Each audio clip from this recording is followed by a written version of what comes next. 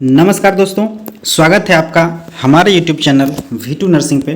दोस्तों, जैसा कि हमने आपको पहले वीडियो में बताया था, उसमें हमने 5 सेट का एक सीरीज़ किया था जिसमें मिक्सअप क्वेश्चन थे, मिक्सअप MCQ थे जो कि प्रीवियस एग्ज़ाम्स में पूछे गए थे। ठीक है, और हमने आपको कहा था कि अब जो हम लोग टेस्ट सीरीज़ लेंगे उसमें जो है सब्जेक्ट वाइज लेंगे।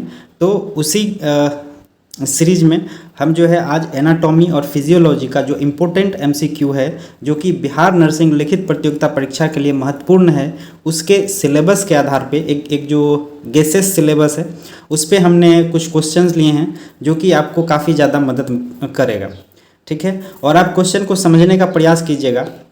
बहुत से लोगों का कहना है कि क्या इतना आसान क्वेश्चन होगा क्या, तो हम ये बता दें आपको कि बिहार में जो है पहली बार नर्सिंग का एग्ज़ाम लिया जा रहा है। जैसा कि हमने NHM जो बिहार NHM के द्वारा एग्ज़ाम जो लिया गया था पिछले बार या पिछले 2 बार की हम बात करें स्टाफ नर्स के लिए, तो उसमें भी क्वेश्चन जो है इसी तरह के क्वेश्चन पूछे गए थे। ठीक है, 1 लाइनर क्वेश्चन पूछे गए थे मोस्टली। तो हम एक अनुमान लगा रहे हैं, ठीक है, कि जो ये एग्ज़ाम लिया जाएगा BTSC के द्वारा, उसमें भी जो क्वेश्चन का प्रकार होगा, जो टाइप होगा, वो मोस्टली 90% 80% इसी प्रकार का क्वेश्चन जो है आपसे पूछा जाएगा। ठीक है, अगले टर्म में हो सकता है आपसे जो है क्वेश्चन थोड़ा सा कठिन दे, थोड़ा सा हार्ड क्वेश्चन दिया जाए, लेकिन इस बार पहली बार है। ठीक है, इस बार का क्वेश्चन जो है मुझे ऐसा लग रहा है कि 80 to 90% जो है इस प्रकार का क्वेश्चन पूछा जाएगा। बाकी आपको क्या लगता है ज़रूर कमेंट करके बताइएगा। ठीक है, तो चलिए वीडियो को शुरू करते हैं। उससे पहले आपसे रिक्वेस्ट है कि अगर हमारे चैनल पर नए आए हैं तो प्लीज़ चैनल को सब्सक्राइब कर दीजिए ताकि हर एक जानकारी नर्सिंग से रिलेटेड आप तक मिलती रहे। ठीक है दोस्तों, तो चलिए शुरू करते हैं। यहाँ पे देखिए क्वेश्चन नंबर 1 को देखेंगे हम लोग। त्वचा की सबसे ऊपरी परत कहलाती है। त्वचा जिसे आप स्किन कहते हैं, ठीक है, शरीर का जो लार्जेस्ट ऑर्गन कहा जाता है वो स्किन को कहा जाता है। ठीक है, लार्जेस्ट ग्लैंड अगर जो पूछा जाएगा आपसे तो वो लीवर होगा, यकृत होगा। ठीक है, तो त्वचा की ऊपरी सतही परत क्या कहलाती है? तो ऑप्शन देख लीजिए। ऑप्शन A है डर्मिस, B है एपिडर्मिस और C है एडिपोस और D है आपका सबक्यूटेनस। तो सबसे ऊपरी या बाहरी परत कह लीजिए त्वचा का, जिस पे आप अपने हेयर देख रहे हैं, ठीक है, जो बाल छोटे छोटे स्किन पे निकले हुए हैं, वो पहला लेयर जो है सतही लेयर क्या है आपका? आंसर हो जाएगा राइट, B हो जाएगा। क्या है आपका? एपिडर्मिस। बाहरी लेयर को क्या कहा जाता है? एपिडर्मिस कहा जाता है। तो स्किन का लेयर हम आपको एक बार बता देते हैं। ठीक है, आप इस तरह से देखिएगा, जैसे देखिए यहाँ पे एपिडर्मिस आपका सबसे बाहरी है। ठीक है, बाहरी से स्टार्ट हुआ, उसके बाद उससे नीचे आइएगा, जब उसके नीचे जाइएगा तो आपका डर्मिस होगा। ठीक है, डर्मिस के नीचे जब जाइएगा तो आपका सबक्यूटेनस होगा। ठीक है, या इसको हाइपोडर्मिस भी बोलते हैं। सबक्यूटेनस को हाइपोडर्मिस भी कहा जाता है, याद रखिएगा। ठीक है, उसके बाद जो चौथा लेयर होता है वो आपका मसल लेयर होता है, मसल्स लेयर। ठीक है, वो आपका मसल्स लेयर कहलाता है। तो सबसे बाहरी परत आपका एपिडर्मिस, उसके नीचे डर्मिस, उसके नीचे सबक्यूटेनस, उसके नीचे मसल्स लेयर। सबक्यूटेनस को हाइपोडर्मिस भी कहा जाता है। ठीक है, तो त्वचा की ऊपरी सतह परत क्या कहलाती है? तो आपका आंसर हो जाएगा B, एपिडर्मिस। ठीक है, याद रखिएगा। आगे चलते हैं क्वेश्चन नंबर 2। क्वेश्चन नंबर 2 में देखिए क्या है, त्वचा का रंग किसके द्वारा प्रभावित होता है? त्वचा का जो रंग देखते हैं आप, त्वचा का कलर देखते हैं आप, तो किसके द्वारा प्रभावित होता है? तो ऑप्शन देखिए, A है आपका, A ऑप्शन है क्या? यहाँ पे देखिए ऑप्शन A है, ब्लड में पित्त वर्णक बाइल पिगमेंट जिसे कहते हैं का स्तर होना। B है आपका HB, इसे आप हीमोग्लोबिन कहते हैं, हीमोग्लोबिन सेचुरेशन का स्तर। और C है आपका मेलानिन और D है आपका उपरोक्त सभी। तो हम आपको बता दें कि स्किन का जो कलर होता है, स्किन का जो कलरेशन होता है, ये तीनों चीज़ पे डिपेंड करता है। ठीक है, आपके ब्लड में बाइल का जो पिगमेंट है उसका स्तर, ठीक है, बाइल की अधिकता के कारण आप जानते हैं आपका स्किन का कलर जो है येलो होने लगता है, येलोइश होने लगता है। HB सेचुरेशन क्या होता है? हीमोग्लोबिन की कमी के कारण। ठीक है, तो आपका जो स्किन है वो क्या हो जाता है? हल्का पीलापन आने लगता है, सफ़ेदपन आने लगता है, ब्लड अगर जो आपके बॉडी में नहीं रहेगा, कम रहेगा तो। और मेलानिन एक क्या है आपका एलिमेंट है जो कि आपके बॉडी के कलर का जो है ये मेंटेन करता है। ठीक है, तो यहाँ पे ऑप्शन डी है, तो यहाँ ऑप्शन डी हो जाएगा राइट आंसर इसका। ठीक है, बाइल पिगमेंट भी आपके बॉडी का कलर को प्रभावित करता है, हीमोग्लोबिन सेचुरेशन भी प्रभावित करता है, मेलानिन भी करता है, तो राइट आंसर डी हो जाएगा। ठीक है, चलिए अब क्वेश्चन नंबर तीसरा देखते हैं क्या है। निम्न में से कौन सा वर्णक, जिसे आप पिगमेंट कहते हैं, जो त्वचा के रंग के लिए जिम्मेदार है। त्वचा का कलर कौन गोरा होगा, कौन काला होगा, है ना, कौन श्यामला होगा, इसका जिम्मेदार कौन होता है बॉडी में। तो ऑप्शन देखिए, ऑप्शन ए है आपका कैरोटीन, बी है मेलानिन, सी है लाल वर्णक और डी है उपरोक्त सभी। तो आपको बता दें, त्वचा का कलर के लिए जो जिम्मेदार होगा पिगमेंट, वो होता है मेलानिन। ठीक है, कौन होता है, मेलानिन होता है। और यह किसके द्वारा स्रावित होता है आपका, तो मेलानोसाइट्स के द्वारा स्रावित होता है। ठीक है, तो अगला क्वेश्चन अब हम देखते हैं। देखिए यहाँ पर सेम क्वेश्चन दिया हुआ है, इसी से रिलेटेड हम सोचे एक ही जगह जो है आप लोगों को एक बार दिखा दें। चौथा क्वेश्चन देखिए क्या है, पिगमेंट मेलानिन किसके द्वारा स्रावित होता है। पिगमेंट मेलानिन किसके द्वारा सेक्रेट होता है। तो ऑप्शन ए है आपका लिम्फोसाइट, बी है आपका ल्यूकोसाइट, सी है आपका एरिथ्रोसाइट और डी है मेलानोसाइट। तो आपको बता दें, पिगमेंट मेलानिन जो है किसके द्वारा सेक्रेट होता है, तो आपका ऑप्शन हो जाएगा डी राइट आंसर, मेलानोसाइट्स के द्वारा। ठीक है, मेलानोसाइट के द्वारा पिगमेंट मेलानिन जो है सेक्रेट होता है। अगला क्वेश्चन देखिए क्या है, पांचवा, शरीर की सबसे छोटी कार्यात्मक इकाई कौन सी है। आपको पता है शरीर का सबसे छोटा फंक्शनल यूनिट जो है कौन सा होता है। तो ऑप्शन देखते हैं, ऑप्शन ए है टिश्यू, बी है आपका हार्मोन, सी है आपका विटामिन और डी है आपका सेल। तो शरीर का जब भी आपसे पूछा जाएगा कार्यात्मक इकाई फंक्शनल यूनिट कौन सा है, तो आपको ऑप्शन देना है ऑप्शन डी। ठीक है, सेल जो होता है, कोशिका जिसे आप कहते हैं, वो कोशिका जो है शरीर की सबसे छोटी फंक्शनल यूनिट कहा जाता है। ठीक है, चलिए अब आगे चलते हैं। क्वेश्चन नंबर 6 देखिए, कोशिका का पावर हाउस किसे कहते हैं। कोशिका को जिसके द्वारा एनर्जी दिया जाता है, पावर दिया जाता है, उसे क्या कहा जाता है। कोशिका का पावर हाउस किसे कहा जाता है। तो ऑप्शन ए है राइबोसोम्स, बी है लाइसोसोम, सी है आपका गोल्गी अपैरेटस और डी है आपका मिटोकॉन्ड्रिया। ठीक है, तो कोशिका का पावर हाउस ये तो आपको जानते होंगे, ये थोड़ा सा नॉर्मल क्वेश्चन है, बार बार पूछा जाता है। तो कोशिका का पावर हाउस जो है आपका मिटोकॉन्ड्रिया होता है। ठीक है, सेल को जो पावर दिया जाता है वो किसके द्वारा दिया जाता है, तो आपका मिटोकॉन्ड्रिया के द्वारा दिया जाता है। ठीक है, इसीलिए मिटोकॉन्ड्रिया को पावर हाउस कहते हैं। अब चलिए क्वेश्चन नंबर 7 देखते हैं। बोन्स हड्डियां क्या है, किस प्रकार का टिश्यूज से बना हुआ है। ठीक है, तो ऑप्शन देखिए, ऑप्शन ए है आपका कनेक्टिव टिश्यूज, बी है आपका मस्कुलर टिश्यूज, सी है एपिथेलियम टिश्यू और डी है आपका नर्व टिश्यू। तो बोन का जो फॉर्मेशन है वो कनेक्टिव टिश्यूज के द्वारा बना हुआ है। ठीक है, बोन किसके द्वारा बना हुआ है, तो कनेक्टिव टिश्यूज के द्वारा बना हुआ है, जिसमें कैल्शियम और फास्फोरस पाए जाते हैं। ठीक है, कैल्शियम और फास्फोरस से बना हुआ है। चलिए अब आगे देखते हैं क्वेश्चन नंबर 8। क्वेश्चन नंबर 8 में क्या है, मानव शरीर में कुल कितनी पसलियां होती है, जिसे रिब कहते हैं। आपका जो ये थोरेसिक केज है जिसमें से रिब्स बने हुए हैं, ठीक है, पसली जिसे आप कहते हैं, वो कितनी होती है। तो ऑप्शन देखिए, ऑप्शन ए है आपका 10 जोड़ी, बी है 8 जोड़ी, सी है आपका 12 जोड़ी और डी है आपका 15 जोड़ी। ठीक है, तो मानव शरीर में अगर जो जोड़ी में पूछा जाएगा तो ऑप्शन सी हो जाएगा इसका राइट आंसर। ठीक है, ऑप्शन सी हो जाएगा राइट आंसर, 12 जोड़ी। अगर जो आपसे नंबर्स पूछे जाएंगे तो 24 नंबर। ठीक है, पसलियों की संख्या कितनी होती है बॉडी में, तो 24 होती है, जोड़ी में 12 जोड़ी। ठीक है दोस्तों, चलिए अब आगे देखते हैं क्वेश्चन नंबर 9। मानव शरीर में सबसे बड़ी गुहा कैविटी कौन सी है।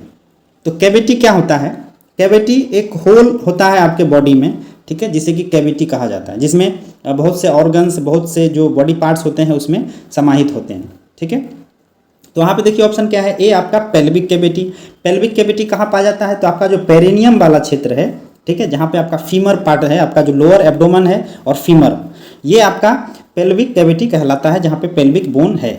ठीक है, बी है आपका थोरेसिक कैविटी। थोरेसिक कैविटी आपका थोरेक्स जो आप जानते हैं, बक्ष आपका जो जहाँ पे रिब केज बना हुआ है वो थोरेसिक कैविटी कहलाता है। सी है आपका क्रेनियल कैविटी। क्रेनियल कैविटी आपके जो ब्रेन है, ब्रेन के जो चारों बगल स्कल है, वो स्कल जो कैविटी है वो क्रेनियल कैविटी कहलाता है। और डी है आपका एब्डोमिनल कैविटी। एब्डोमिनल कैविटी क्या होता है, या थोरेसिक कैविटी के बाद से लेके पेल्विक कैविटी तक का भाग को एब्डोमिनल कैविटी कहा जाता है। ठीक है, तो सबसे बड़ी गुहा जो होगी, जो बड़ी कैविटी होगी बॉडी में, वो कौन सा होगा, ऑप्शन डी हो जाएगा राइट आंसर, एब्डोमिनल कैविटी। ठीक है, चलिए क्वेश्चन नंबर 10 देखिए, ग्रसनी जिसे फेरिंग्स कहते हैं, कि लंबाई कितनी होती है। फेरिंग्स, ठीक है, और लैरिंग्स आप जानते हैं, फेरिंग्स और लैरिंग्स। फेरिंग्स जिसे आप ग्रसनी कहते हैं, उसकी लंबाई कितनी होती है, तो ऑप्शन देखिए, ए 6 to 8 सेंटीमीटर, बी है आपका 12 से 14 सेंटीमीटर, सी है आपका 50 से 54 सेंटीमीटर, और डी है आपका 20 से 25 सेंटीमीटर। तो ग्रसनी का जो लंबाई होगा वो कितना होगा, ऑप्शन बी हो जाएगा इसका राइट आंसर, 12 से लेकर के 14 सेंटीमीटर तक का इसका लंबाई होता है। ठीक है, हम आपको फोटो में दिखा देते हैं आप ग्रसनी कहाँ पाया जाता है। ठीक है, चलिए अब आगे देखिए, क्वेश्चन नंबर 11, कौन सी संरचना को वॉइस बॉक्स के रूप में जाना जाता है। वॉइस बॉक्स आप जानते हैं जिसे लैरिंग्स कहा जाता है। ठीक है, आप ऑप्शन देखिए, ऑप्शन ए है इंटरकोस्टल मसल्स, बी है आपका लैरिंग्स, सी है आपका फेरिंग्स, और डी है एसोफेगस। तो वॉइस बॉक्स के रूप में किसे जाना जाता है, तो ऑप्शन हो जाएगा बी राइट आंसर, लैरिंग्स को। ठीक है, हम जो आवाज़ निकालते हैं, हम बोल पाते हैं, वो किसके मदद से, तो लैरिंग्स के मदद से ही हमारी आवाज़ जो है बाहर आती है। ठीक है, उसे वॉइस बॉक्स भी कहा जाता है, याद रखिएगा। उसके बाद क्वेश्चन नंबर 12 देखिए क्या है, निम्नलिखित में से कौन से अंग को सांस की नली के रूप में जाना जाता है। सांस की नली, जिसके माध्यम से हम सांस लेते हैं और वो सांस हमारे फेफड़ों में चली जाती है, वो कौन सा पाइप है, कौन सी नली है, तो ऑप्शन देखिए, ऑप्शन ए है आपका लंग्स, बी है लैरिंग्स, सी है ब्रोंची, और डी है ट्रेकिया। तो आपको बता दें, ट्रेकिया को ही विंड पाइप कहा जाता है, सांस की नली कहा जाता है। नाक से, ठीक है, आपका लैरिंग्स फेरिंग्स के बाद जो स्टार्ट होती है नली, वो ट्रेकिया होती है। ट्रेकिया के बाद ब्रोंची, उसके बाद ब्रोंक्यूल्स, उसके बाद अल्वियोली में आपके द्वारा ली हुई जो श्वास होती है, जो ऑक्सीजन होती है, वो लंग्स तक पहुंच जाती है। ठीक है, तो विंड पाइप कौन कहलाएगा, आपका ट्रेकिया कहलाएगा, ऑप्शन डी हो जाएगा इसका राइट आंसर, ट्रेकिया। ठीक है, अब क्वेश्चन नंबर 13 में चलिए, श्वास नली यानी ट्रेकिया की लंबाई कितनी होती है। ठीक है, जिसे आप श्वास नली कहते हैं, उसकी लंबाई कितनी होती है, तो ऑप्शन देखिए यहाँ पे, ऑप्शन ए है आपका 2 से 4 सेंटीमीटर, बी है आपका 25 से 30 सेंटीमीटर, सी है आपका 10 से 12 सेंटीमीटर, और डी है आपका 40 से 45 सेंटीमीटर। ठीक है, तो आपको बता दें, ट्रेकिया की जो लंबाई होती है वो आपका ऑप्शन सी हो जाएगा राइट आंसर, 10 से 12 सेंटीमीटर ट्रेकिया की लंबाई। ठीक है, ट्रेकिया की लंबाई कितनी हो जाएगी, 10 से 12 सेंटीमीटर। जबकि फेरिंग्स की बात करें तो फेरिंग्स की जो लंबाई होती है वो 12 से 14 सेंटीमीटर होती है। ठीक है, चलिए अब क्वेश्चन देखिए 14, राइट लंग दाहिना फेफड़ा में कुल कितने लोब्स पाए जाते हैं। लोब्स मीन्स होता है खंड। ठीक है, जैसे हार्ट में 4 खंड पाए जाते हैं, 4 लोब्स पाए जाते हैं, उसी प्रकार से फेफड़ों में कितने लोब्स पाए जाएंगे, तो आपको बता दें, लंग्स में टोटल जो लोब्स पाए जाते हैं वो 5 पाए जाते हैं।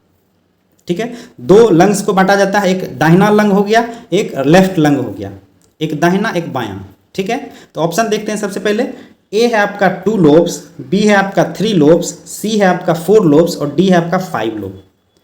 यहाँ पे दाहिना लंग पूछ रहा है, अगर जो टोटल फेफड़ा में पूछता है कि फेफड़ा में कुल कितने लोब्स होते हैं, तो ऑप्शन डी हो जाता है इसका राइट आंसर। लेकिन यहाँ पे क्या पूछ रहा है, राइट लंग्स में, राइट लंग्स में कितने हो जाएंगे लोब्स, तो आपको बता दें, राइट लंग्स में जो लोब्स पाए जाते हैं उसकी संख्या होती है 3। ठीक है, संख्या होती है 3, तो राइट आंसर हो जाएगा बी 3 लोब्स। अब 3 लोब्स राइट लंग में पाया जाता है और लेफ्ट लंग में 2 लोब्स पाए जाते हैं, दोनों मिला करके हो जाएगा कितना, 5 लोब्स। ठीक है, चलिए अब क्वेश्चन नंबर 15 देखते हैं, श्वसन में हमारे द्वारा अधिकतम ऑक्सीजन की मात्रा ली जाती है। हम जो ऑक्सीजन बाहरी वातावरण से अंदर लेते हैं तो उसमें उसकी कितनी प्रतिशत ऑक्सीजन की होती है। ठीक है, तो ऑप्शन देख लेते हैं, ऑप्शन ए है आपका 60%, बी है आपका 50%, सी है आपका 45%, और डी है आपका 21%। तो आपको पहले हम थोड़ा सा वातावरण में पाए जाने वाली जो एलिमेंट है, जो ऑक्सीजन है, जो गैसेस हैं, उसके बारे में आपको बता दें। ठीक है, तो सबसे पहले देखिए, जो सबसे ज़्यादा पाया जाता है वो नाइट्रोजन पाया जाता है, जो कि लगभग 78%। ठीक है, उसके बाद ऑक्सीजन पाई जाती है जो कि लगभग 21%। ठीक है, उसके बाद CO2 लगभग 0.03%, और बाकी में जो है धूलकण हो गया या फिर अदर गैसेस हो गए। ठीक है। तो ऑक्सीजन की मात्रा जो हम लोग श्वसन में लेते हैं वो ऑप्शन डी हो जाएगा इसका राइट आंसर 21%। ठीक है, 21% क्या करते हैं हम लोग बॉडी में एब्जॉर्ब कर लेते हैं। ठीक है, यहाँ पे तो हम लोग के द्वारा ली जाती है, हम लोग के द्वारा जो छोड़ी जाती है वो कितनी छोड़ी जाती है, तो 16% आपको छोड़ना पड़ता है। ठीक है, 21% लेते हैं और 16% क्या करते हैं, एक्सेल कर देते हैं। ठीक है, तो राइट आंसर क्या हो जाएगा, डी हो जाएगा। और यहीं पे अगर जो ऑक्सीजन के अलावा यहाँ पे नाइट्रोजन की पूछी जाएगी तो कितना होगा, तो 78 हो जाएगा। ठीक है, चलिए 16 नंबर देखते हैं। कान के किस संरचना को ईयर ड्रम के नाम से भी जाना जाता है, ईयर ड्रम। ठीक है, कान के किस संरचना को कहा जाता है, तो ए है आपका ऑरिकल, बी है कोक्लिया, सी है टिम्फेनिक मेम्ब्रेन और डी है आपका वेस्टिबुल।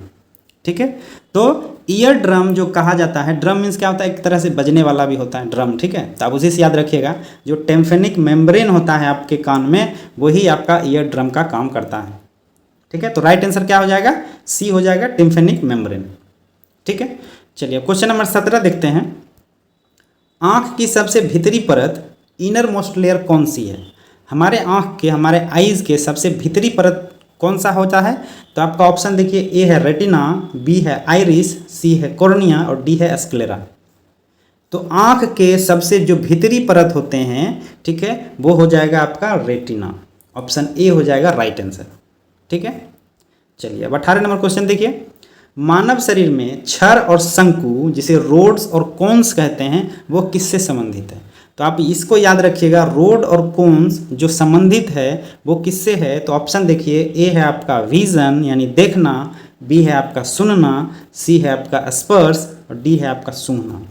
तो रोड और कोन्स जो होते हैं वो आपका विजन में मदद करता है, देखने में मदद करता है, इसीलिए वो किससे संबंधित है, तो आपके विजन से संबंधित है, ऑप्शन ए हो जाएगा राइट आंसर। ठीक है, ऑप्शन ए हो जाएगा राइट आंसर। चलिए अब 19 नंबर क्वेश्चन देखिए। मानव में या मानव शरीर में इंट्रा ऑकुलर प्रेशर IOP जिसे कहते हैं लगभग कितना है, नॉर्मल कितना होता है, IOP हमारे आँख का प्रेशर होता है। ठीक है, कितना होता है, तो ऑप्शन देखिए, ऑप्शन ए है 10 से 20 mmHg और बी है आपका 10 से 20 mmH2O, सी है आपका 10 से 20 सेंटीमीटर H2O, जबकि डी है आपका 10 से 20 सेंटीमीटर Hg। तो आपको बता दें, प्रेशर को जब भी मापा जाएगा तो mmHg में मापा जाएगा। ठीक है, तो यहाँ पे देखिए सबसे पहले तो ये हो जाएगा राइट आंसर mmHg। ठीक है, जैसे आप 120/80 लिखते हैं mmHg जब प्रेशर मापते हैं आप ब्लड का। ठीक है, तो ऑप्शन क्या हो जाएगा, ए हो जाएगा राइट आंसर, 10 से 20 mmHg आँख का IOP प्रेशर होता है। ठीक है, चलिए अब क्वेश्चन नंबर 20 देखिए। हार्मोन ऑक्सीटोसिन किसके द्वारा स्रावित होता है, ऑक्सीटोसिन को लव हार्मोन भी कहा जाता है। ठीक है, लव हार्मोन। ठीक है, तो वो किसके द्वारा स्रावित होता है, तो आपको ऑप्शन है देखिए, ऑप्शन ए है आपका इंटीरियर पिट्यूटरी, बी है आपका थायराइड, सी है आपका पोस्टीरियर पिट्यूटरी और डी है एड्रिनल कॉर्टेक्स। ठीक है, पिट्यूटरी ग्लैंड के दो भाग, एक इंटीरियर होता है एक पोस्टीरियर होता है। ठीक है, और बी में आपका थायराइड है। ठीक है, और डी में आपका एड्रिनल कॉर्टेक्स है। तो आपको बता दें, ऑक्सीटोसिन हार्मोन जो स्रावित होता है, जो सेक्रेट होता है, वो आपका सी नंबर राइट आंसर हो जाएगा, पोस्टीरियर पिट्यूटरी ग्लैंड से। पिट्यूटरी ग्लैंड के पिछले हिस्से से जो है ऑक्सीटोसिन हार्मोन का सेक्रेशन होता है। ठीक है, चलिए अब देखिए क्वेश्चन नंबर 21। थायराइड हार्मोन के निर्माण के लिए कौन सा तत्व आवश्यक है, थायराइड हार्मोन निर्माण के लिए हमारे बॉडी में कौन सा एलिमेंट की ज़रूरत है, तो देखते हैं ऑप्शन। ऑप्शन ए है आपका सोडियम, बी है आपका आयोडीन, सी है पोटेशियम और डी है कैल्शियम। थायराइड हार्मोन आप जानते हैं जहाँ पे गले में पाया जाता है थायराइड हार्मोन। थायराइड हार्मोन में किसी भी प्रकार का एबनॉर्मलिटीज़ के कारण क्या होता है, आपको ग्वाइटर की बीमारी होती है जिसे घेंघा रोग कहते हैं, वो किसके कमी से होता है, तो आपको आयोडीन की कमी से होता है। तो थायराइड हार्मोन को बनाने में जो एलिमेंट यूज होता है, मदद करता है, वो आपका ऑप्शन बी हो जाएगा राइट आंसर, आयोडीन। ठीक है, आयोडीन जो है थायराइड हार्मोन बनाने के लिए जिम्मेदार होता है। अब क्वेश्चन नंबर 22 देखेंगे। किडनी में पाए जाने वाली हार्मोन ग्रंथि क्या कहलाती है, किडनी में जो हार्मोन ग्रंथि पाया जाता है उसका क्या नाम है, तो ऑप्शन देखते हैं, ए एड्रिनल, बी है आपका एंड्रोजेंस, सी है आपका मिनरल कोर्टिकॉइड, डी है आपका ग्लूकोकोर्टिकॉइड। तो आपको बता दें, एड्रीनल, रीनल जो है आपको किडनी को भी कहा जाता है। ठीक है, तो आप देखिए रीनल, तो ए नंबर ऑप्शन हो जाएगा इसका राइट आंसर, एड्रीनल ग्लैंड। ठीक है। किडनी में जो ग्रंथि पाया जाता है वो होता है आपका एड्रिनल ग्लैंड, तो राइट आंसर एड्रिनल हो जाएगा, ठीक है। उसके बाद आगे चलिए क्वेश्चन नंबर 23 देखते हैं। निम्नलिखित में से कौन सी ग्रंथि इंडोक्राइन और एक्सोक्राइन ग्रंथि दोनों का उदाहरण है। हमारे बॉडी में एक ऐसा बॉडी पार्ट है जो कि आपका इंडोक्राइन ग्लैंड भी है, एक्सोक्राइन ग्लैंड भी है, दोनों तरह का काम करता है। वो हार्मोन भी रिलीज करता है, वो एंजाइम भी रिलीज करता है, ठीक है। तो ऑप्शन देखते हैं। ऑप्शन ए है आपका पिट्यूटरी ग्लैंड, बी है आपका एड्रिनल ग्लैंड, सी है आपका पेंक्रियाज और डी है आपका थायराइड ग्लैंड। तो आपको बता दें एक्सोक्राइन और इंडोक्राइन दोनों तरह का जो काम करने वाला हमारे बॉडी में जो अंग है उसका नाम है आपका पेंक्रियाज। ऑप्शन सी हो जाएगा राइट आंसर, जिसे आप हिंदी में अग्नाशय कहते हैं, ठीक है, अग्नाशय कहते हैं। ऑप्शन हो गया आपका पेंक्रियाज कहा जाता है, जो आप जानते हैं कि जो मधुमेह वाले जो पेशेंट होते हैं उसमें पेंक्रियाज के द्वारा ही इंसुलिन का जो उत्पादन किया जाता है। और उसके बाद डाइजेस्टिव में भी जो है इनके द्वारा एंजाइम छोड़े जाते हैं, ठीक है, डाइजेस्टिव सिस्टम में। उसके बाद 24 नंबर देखते हैं। पेंक्रिएटिक आइसोलेट्स में कौन सी सेल है जो इंसुलिन हार्मोन स्रावित करती है। पेंक्रियाजिक जो आपने बताया पेंक्रियाज आइसोलेट में कौन सी सेल है जो इंसुलिन हार्मोन का सेक्रेशन करती है। तो देखिए ए है अल्फा सेल, बी है बीटा सेल, सी है डेल्टा सेल और डी है उपरोक्त सभी। तो इंसुलिन हार्मोन से आपको याद रखना है, इसी इंसुलिन हार्मोन की एबनॉर्मलिटीज़ के कारण जो है डायबिटीज़ होता है, ठीक है। तो इंसुलिन हार्मोन का जो सेक्रेशन होता है वो आपका आइसोलेट ऑफ लैंगरहैंस में बीटा सेल के द्वारा होता है, ठीक है। आइसोलेट ऑफ लैंगरहैंस में आपका बीटा सेल के द्वारा होता है। आपसे लैंगरहैंस भी पूछ सकता है और सेल में beta cell, alpha cell, delta cell में से आपको बीटा सेल आपको राइट आंसर मारना है, ठीक है। उसके बाद क्वेश्चन नंबर 25 देखिए। 24 घंटे में सेरेब्रल स्पाइनल फ्लूइड जिसे आप CSF कहते हैं कुल कितना वॉल्यूम सेक्रेट होता है हमारे बॉडी में। हमारे बॉडी में 24 घंटे में CSF का कुल कितना वॉल्यूम स्रावित होता है। तो ऑप्शन देखिए, ऑप्शन ए है 2000 ml, बी है आपका 200 ml, सी है आपका 1200 ml, जबकि डी है आपका 750 ml। CSF आप जानते हैं जो आपका स्पाइनल कॉर्ड है उसमें एक फ्लूइड पाया जाता है जिसे कि CSF कहा जाता है। तो इसका जो सेक्रेशन होता है वो आपका स्पाइनल कॉर्ड के सब ऑर्गेनाइड स्पेस से होता है, ठीक है। और कितना होता है 24 घंटे में, तो ऑप्शन डी हो जाएगा इसका राइट आंसर 750 ml, ठीक है, 750 ml। तो ये अभी आपने एनाटॉमी और फिजियोलॉजी का इंपॉर्टेंट MCQ देखा है। इसमें हम 4 और लाएंगे, एक पहला हो गया, इसके बाद 4 और लाएंगे जो कि आपके इंपॉर्टेंट क्वेश्चन का सीरीज होगा, ठीक है। एनाटॉमी में मोस्टली क्वेश्चंस जो है हम लोग कवर करेंगे जो आपके लिए VVIs क्वेश्चन होंगे। बाकी यहाँ पे हमने इसका आंसर की दे दिया है। इस PDF को हम डिस्क्रिप्शन बॉक्स में अपलोड कर देंगे, आप वहाँ से डाउनलोड करके भी जो है इसका प्रैक्टिस कर सकते हैं, ठीक है दोस्तों। और बाकी इसी तरह चैनल पे बने रहिए, अपने दोस्तों को शेयर करिए। हम लोग मिलजुल करके जो है बिल्कुल तैयारी करना है ताकि आने वाला जो एग्ज़ाम है बिहार में नर्सिंग के लिए उसमें हम लोग सफल हो पाएँ, ठीक है दोस्तों। बाकी ये वीडियो कैसा लगा जरूर कमेंट करके बताइएगा, और क्या क्या बदलाव करना है वीडियो में वो भी हमें आप दे सकते हैं एक फीडबैक के रूप में, ठीक है, ताकि हम अपने वीडियो को सुधार सकें और क्वेश्चंस का लेवल को भी जो है बढ़ा सकें, ठीक है दोस्तों। तो चैनल पे नए हैं तो प्लीज़ चैनल को सब्सक्राइब कर दीजिएगा ताकि हमें भी एक तरह से सपोर्ट मिलता रहे, ठीक है दोस्तों। थैंक यू, धन्यवाद।